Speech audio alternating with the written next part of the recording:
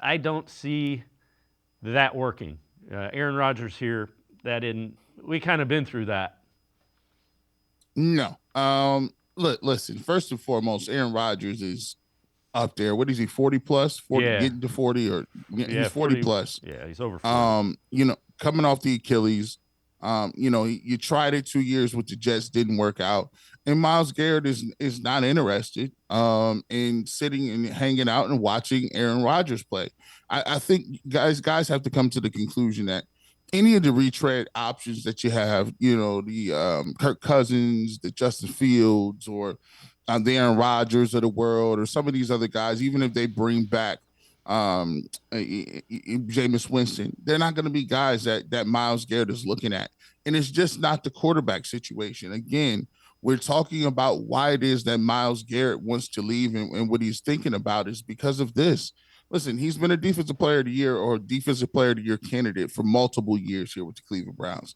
He's putting up tremendous numbers every single year. Yet and still, they have not been a perennial team that shows that you can win football games.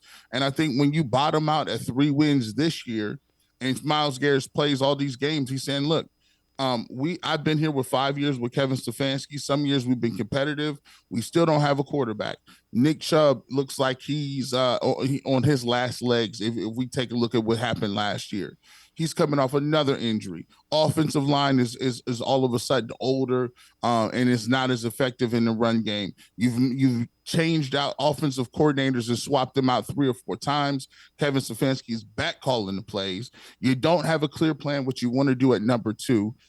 There's a quarterback available, maybe in Shedeur Sanders, but you think you might want to go with Travis Hunter, or you want to get your quarterback later in the draft. And plus, you still have cap issues. You have the situation of Deshaun Watson's contract. And even if they want to trade Myles Garrett, they're going to have restructuring deals with other guys like Denzel Ward or Jack Conklin to even get under the cap enough to trade Myles Garrett. So when you look at it, the reason Myles Garrett wants to leave and not be in Cleveland is not because they don't just have a quarterback. That's a big part of it. But the cap issue, not going on what's going on with the coaching staff, the talent level on your outside and the skill positions, what's going on in the trenches, and the fact that the Cleveland Browns were supposed to be turning the page when it came to their culture. Kevin Stefanski and Andrew Berry were supposed to be turning the page so that we were like the Steelers. And the Steelers don't win 3 games. It doesn't matter who's at quarterback. It doesn't matter if it's Duck Hodges or Russell Wilson or Kenny Pickett or Justin Fields. It does not matter. Bubby Brister. They never win 3 games. But the Cleveland Browns, with Super Bowl aspirations before this season, won 3 games and is drafting number 2. That tells you, after you've already gone through a rebuild in which you went 0-16. Let's not forget, Myles Garrett was on the team when they went 0-16.